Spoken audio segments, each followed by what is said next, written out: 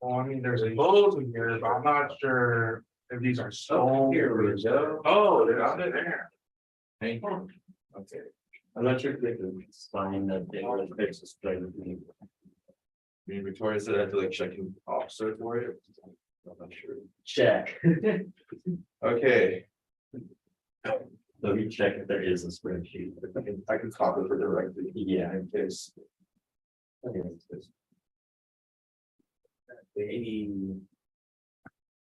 Nice.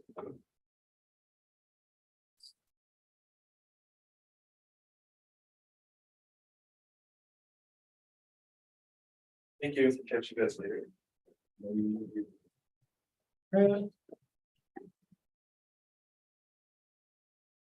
Start a couple months because we're actually early for once.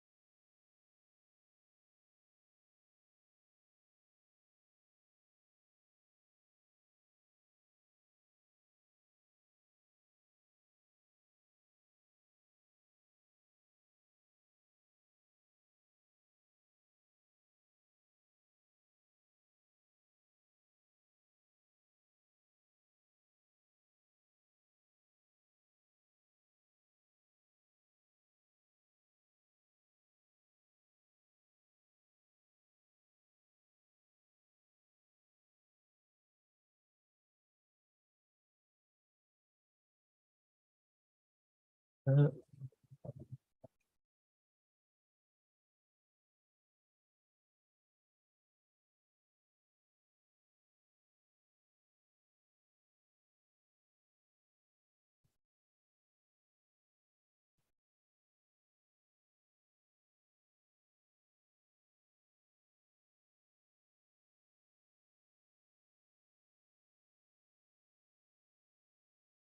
right. So, last writing workshop of the year, talking about stories as an ensemble. Mentioned that if you were a theater kid in high school, you probably get something out of this, and I'll explain what that means in a second. You have to be a theater kid to get something out of this. No, you'll see what I mean in a second. Yeah.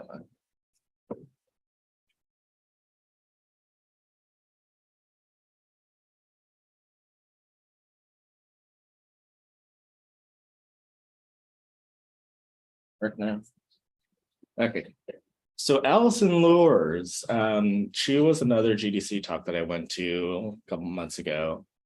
And she gave this talk about devising stories as an ensemble. And it was really, really cool and very interesting. So a lot of it is just derived from her talk on this. I linked the slides that she used during that talk. She doesn't have the VOD for it up, or if it is, I think it's only in the vault right now. But I think this workshop is probably just going to cover most of it. I also put her website and her Twitter in case anyone wants to view it. Allison, for those that don't know, she's currently one of the narrative directors over at Bungie working on Destiny 2. She was also the former world building lead for Magic the Gathering. And ironically, I interviewed with her, I think about a year ago now, for like a world building internship or something like that. She's a very cool lady. If you ever get to talk to her, I really recommend that you do, because she's really cool and very nice and very insightful. So yeah. So what is an ensemble? So Allison comes from like a theater background. She has like a degree in like theater arts. And so she is deriving the term ensemble from how it's used in theater. And how it's used in theater is to describe a group of cross-disciplinary individuals. So people that aren't just defined to like one set like paradigm of like skill sets or like one job focus, instead of having like just one person who is an actor and one person who is like a lighting grip. I don't know theater terms because I was never in theater. They would all have knowledge of each other's disciplines and work in each other's disciplines, and it would just create a more collaborative workspace where everyone kind of has a baseline understanding of what other people are doing and how they do their jobs. So it's really emphasizing on collaborative creation rather than individual work that then comes together at the very end. You'll see why that applies to games in just a moment. So it's working together consistently to create a distinctive body of work. So kind of in that same vein with like game design, instead of trying to work as individual facets that then come together in like the final couple months or whatever to create a game, it's instead working together throughout the creation process to make the final product. So I put that like very generic, like wine mom, it's not the destination but the journey. But in this case, it's not just the destination, it is also the journey that's really important in terms of how ensembles work. When I was hearing this, it kind of reminded me of like just adult psychology. I don't know if like anyone's familiar with that. They took Psych 1A. That's just saying that the whole experience is something is more impactful than individual parts. And so that's what the weird triangle thing is for. So that's cool and all. Like you can see how that's used in theater a lot when it comes to like creating a new musical experience or theatrical play, something like that.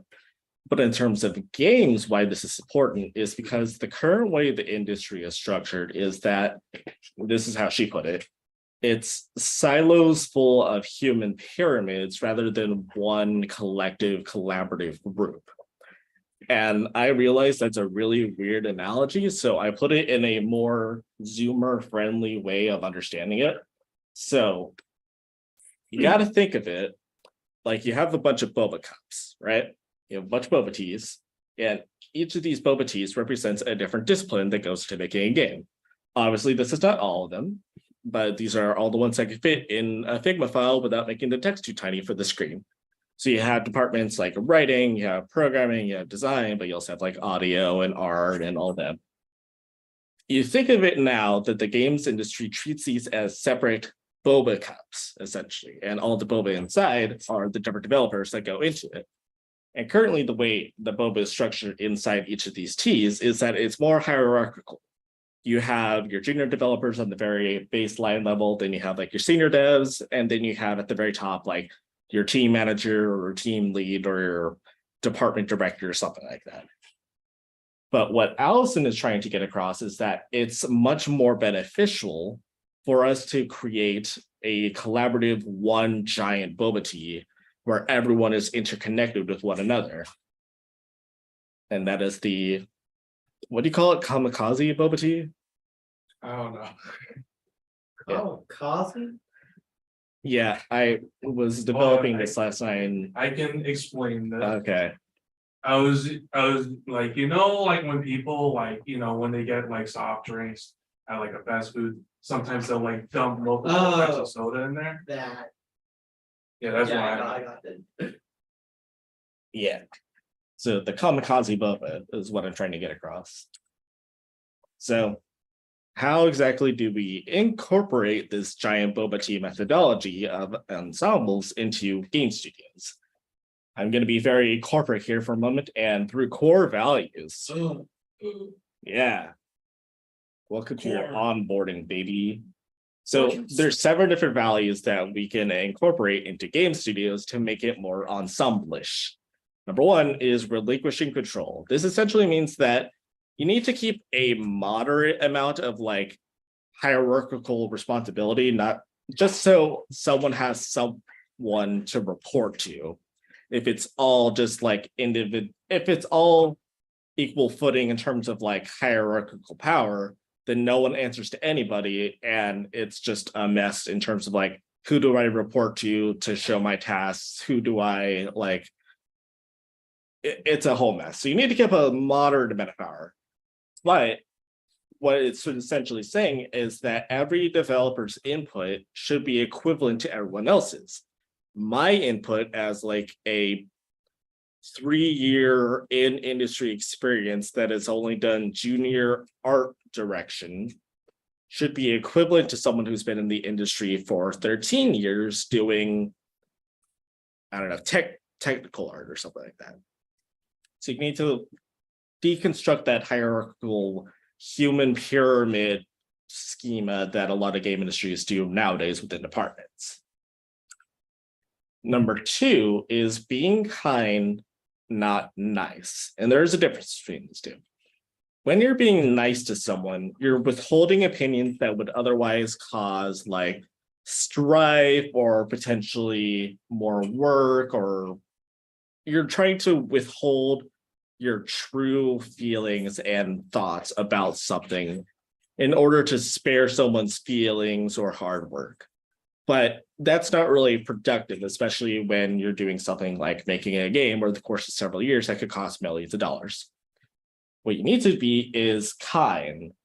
Kind people know how to give and take proper feedback without just crumbling into bits, right? It's that kind of idea that I know like design and production kind of talk on of like, your idea should not be precious.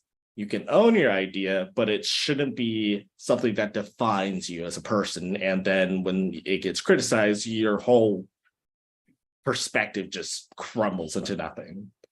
I don't know if anyone's seen this comparison between like the nice Californian and the kind New Yorker. A Californian will be very like sweet to you, but won't tell you the whole truth about how they actually feel about you. Instead, they'll kind of just talk about you behind your back. But a New Yorker is going to say how they feel about you pretty bluntly, right up to your face. but they're gonna be kind about it. It's just like, hey, you cut in front of me, you're a douchebag. Be better. That's a New Yorker versus a Californian would just say, oh, go ahead, and then talk shit about you behind their back when they get home.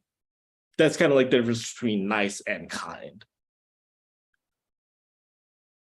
We're bringing in the communism, baby. So value 3 is making a case.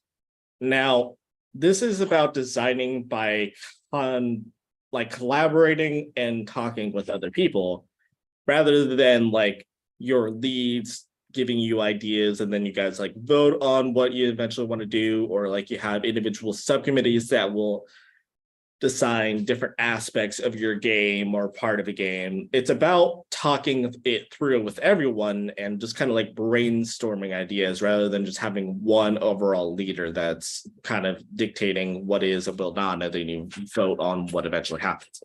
I like that I saw some dude just like double take at the hammer and sickle as he was walking by.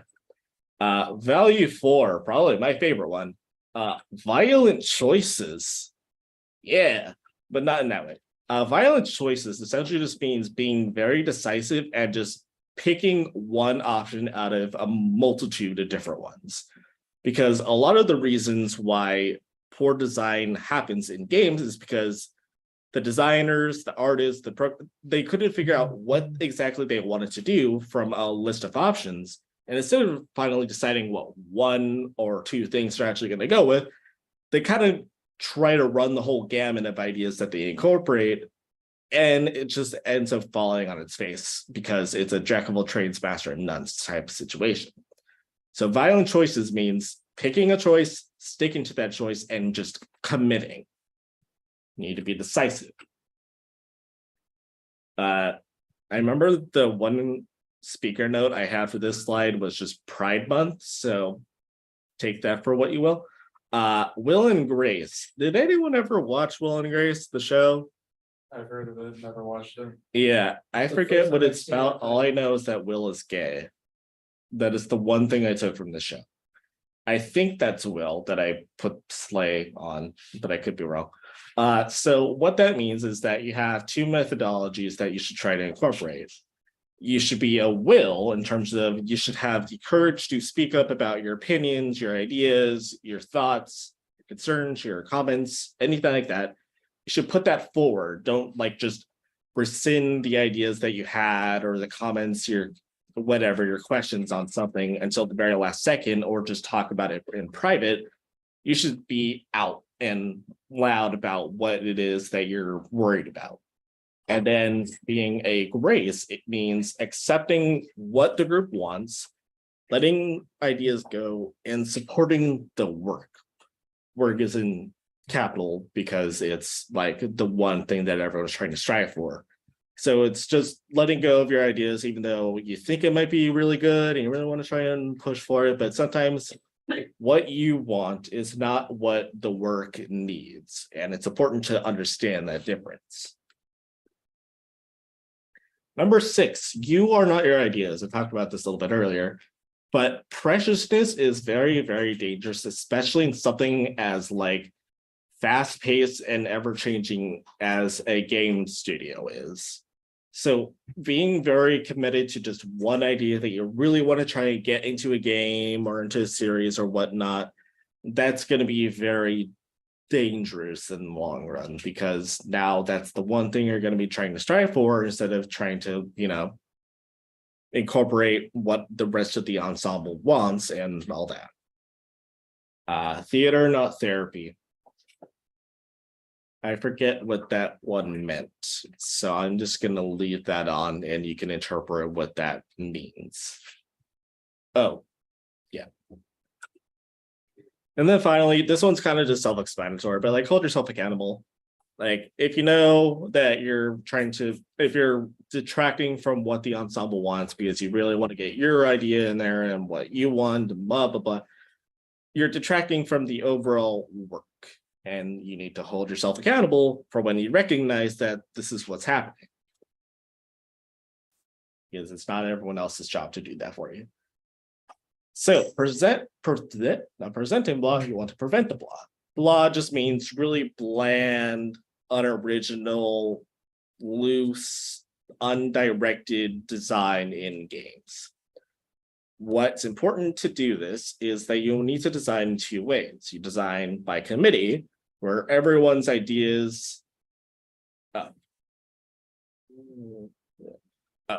So how it typically works in the industry now is designed by committee, where everyone's trying to like incorporate their facets of their design or their levels that they really want to incorporate into the game because they think their idea is very precious, until you try incorporating all of that into one game, and then you get something like Balan Wonderworld, where it's trying to do a lot at once, but not really achieving in any particular aspect because they're trying to do too many different things at too many different times, and it's just falling flat on its face over and over and over again. What you really need to do is design by collaboration, because the overall work that you're trying to make is a lot more important than your individual ideas or opinions on what the game should be. So that's why you still need like in a very loose hierarchical structure of like having a number or just one singular shot caller to make that decisive violent decision of this is what we're going to be doing. Yes, there's a lot of different options, but this is what we're going to be going with because it's just the most efficient way of doing this and best for the work. And yeah. So I know that through these workshops, we often talk about environmental storytelling and how important that is to telling a story. But just doing environmental storytelling isn't enough to really sell a game. This is a quote that you put in it, in the GDC talk. Environmental storying isn't big enough. Every discipline is vector for story. Vector for story means that every part of the game should push the game's story forward in some way. And she also defines a difference between what the story of a game is versus what the narrative is. So the story of a game is, and this is going to be very like scientific sounding, but the perceptual ability to see and understand logic systems as an arrangement of collected information. Essentially, storying is what writing does. It's dialogue, it's scripting, it's lore. That is the story. But the overall narrative of the game is much bigger than just words on paper or recorded voice lines.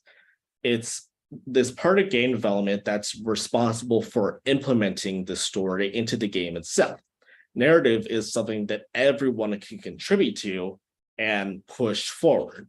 So the example I put on, and there's going to be a lot of the examples in Breath of the Wild for the next few slides, because Breath of the Wild is just a very well done game in terms of narrative. This is the Hateno Village ruins. So you have the story of what happened here. Calamity Ganon came in, a virus infected all of these once protective guardians, and then they wreaked havoc and destroyed tons of like civilizations and towns and villages throughout Hyrule. But what makes this so much more impactful than just having this like disaster story is the overall narrative that this is encapsulated in.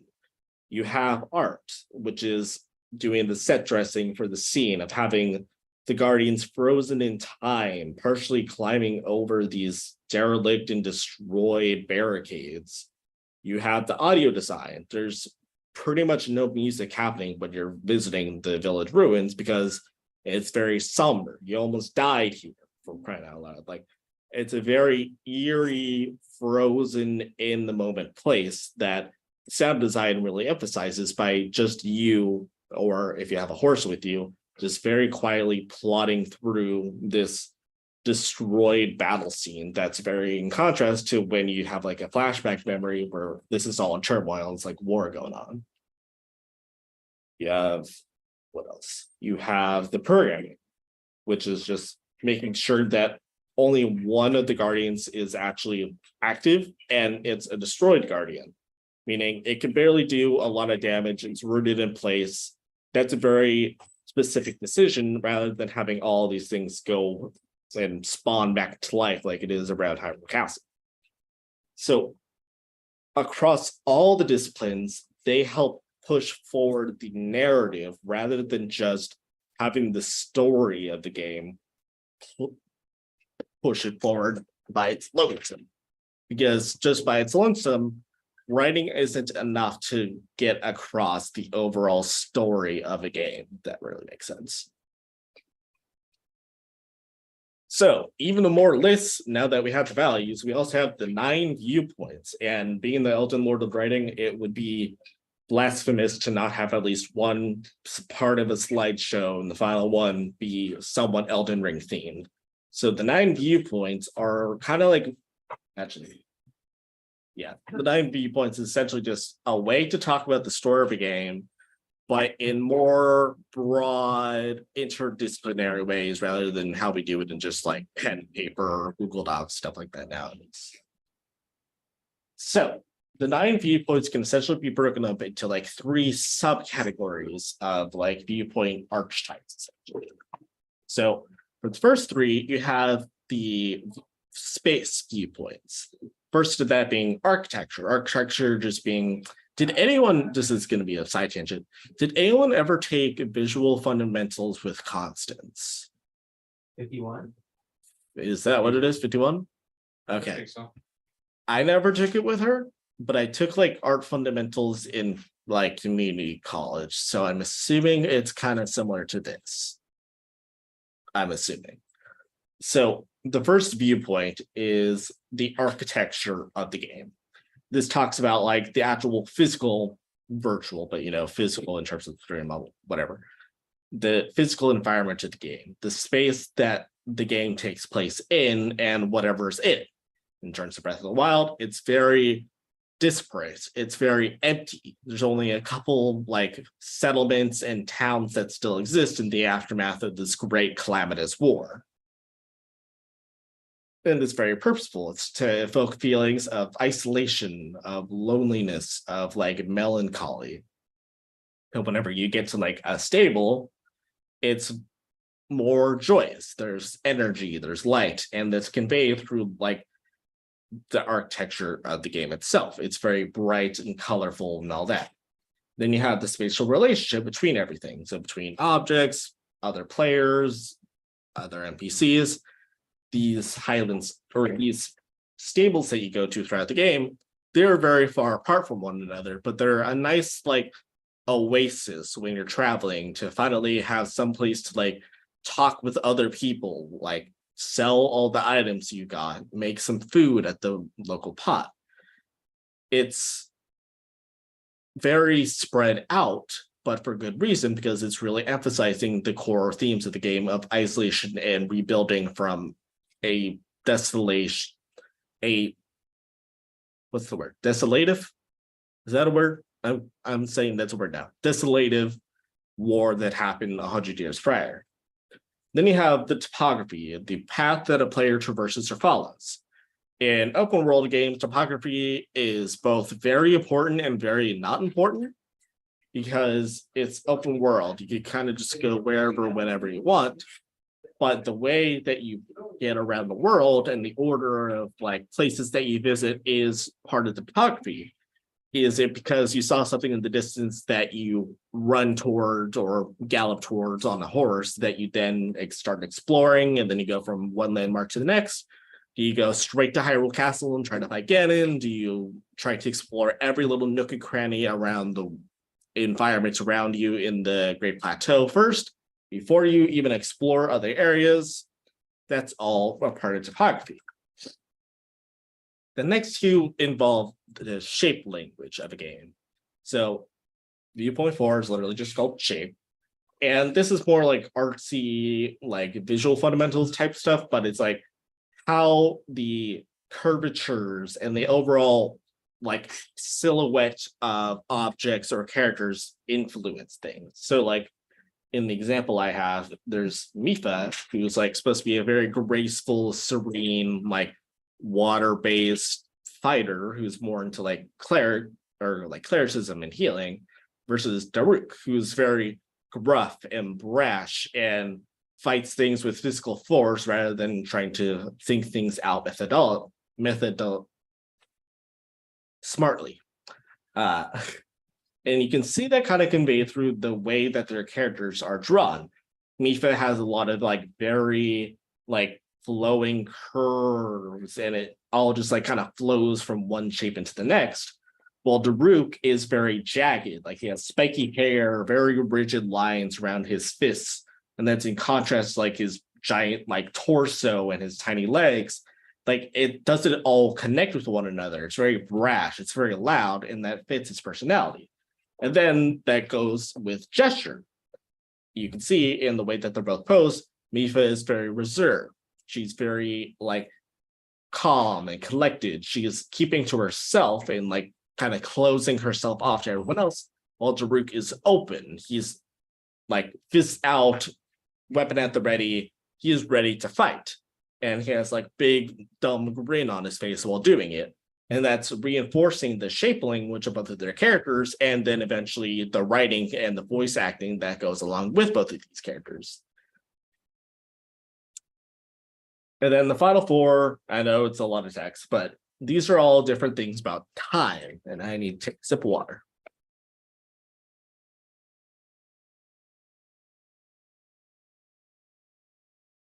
So, what this essentially means is a couple different things. You have tempo, which is how quickly or slowly something occurs.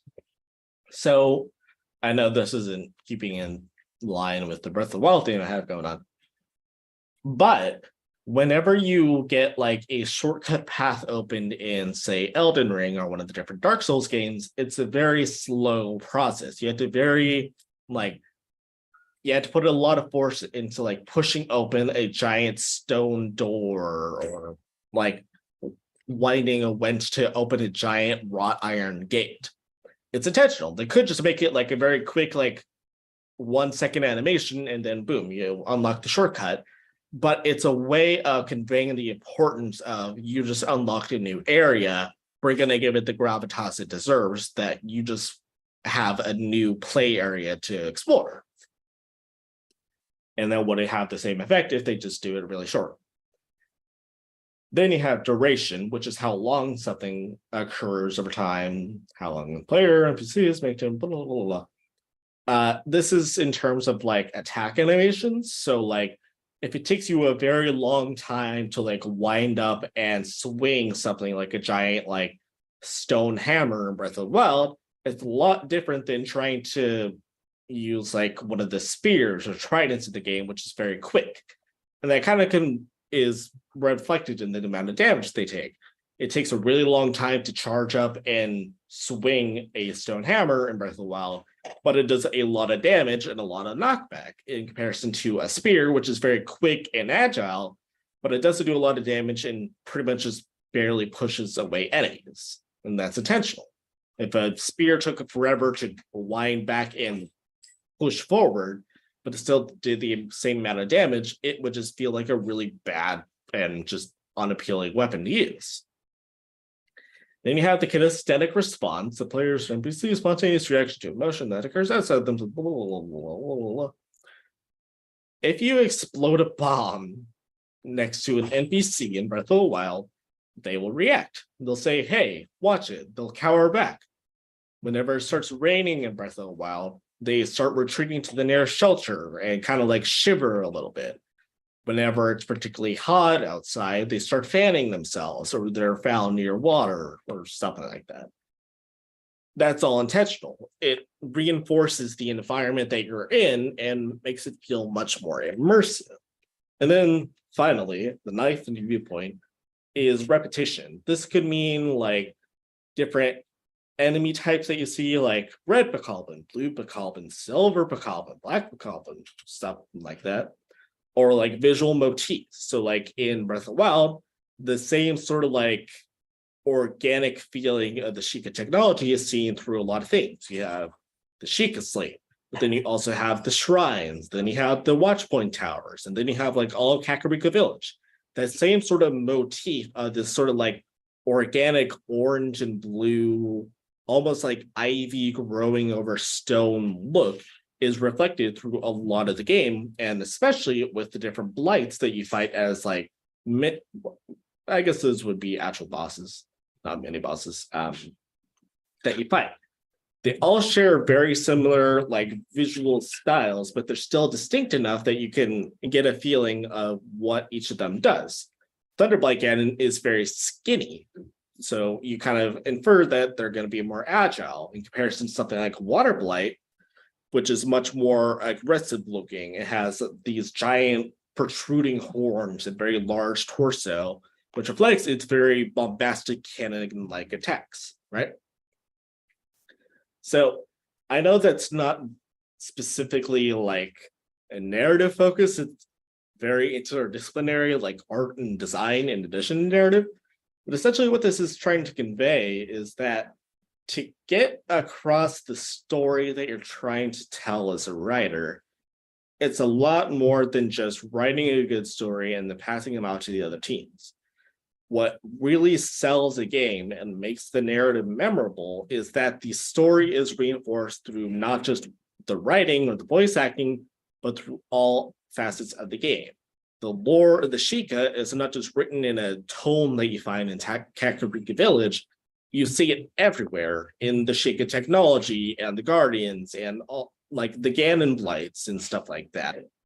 The emotions of isolation and melancholy and trying to move on from the past that's in the story and the dialogue that you interact with in NPCs throughout Breath of the Wild is not just through dialogue, it's through the physical layout of the environment. Everyone is spread out from one another.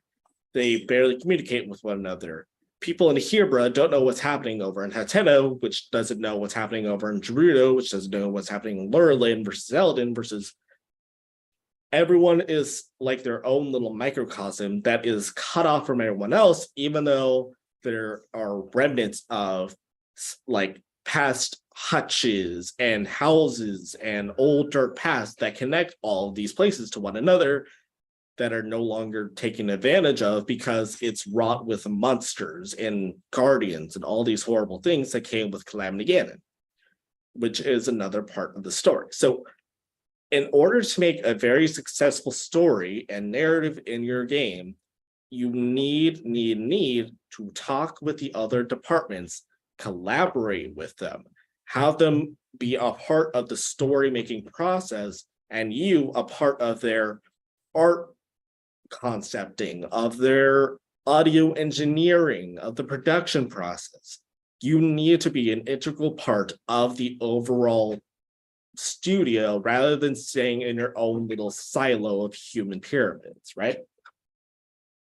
So Allison leaves off the talk with this really interesting quote. How we work is just as important as what we make. And I think that kind of just reinforces what I've been talking about. So originally I had this activity for like ensemble time, but I have an appointment to get to in a couple minutes, so I can't do that. You are free to start experimenting with like how an ensemble works. You can just like have, I don't know, like ChatGPT give you like a prompt to make a game with, and then just start designing like the art, the story, especially of the game, but through a multifaceted interdisciplinary approach, where you're also thinking about, okay, how can art emphasize the story that we're trying to tell? How can audio emphasize what we're trying to do?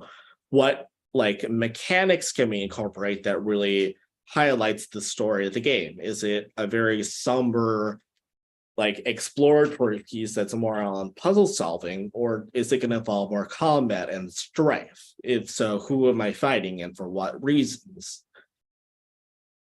You're more than welcome to do that or don't, and just whatever. I'm not going to try and pressure anyone to do that because I realize it's almost finals week and I don't want to put more stuff when people can do other things like homework and fun projects and stuff. And yeah, that's pretty much it. I think Brian May is doing like a chill sesh workshop next week. Is that right? Yeah. Yeah. So if you want to do that, go ahead. I know that the last one was very successful. Chill Time with Charlie, I think is what it was. He seemed to really liked it. And yeah. That's that. That's that. Thanks. Come on. Come on.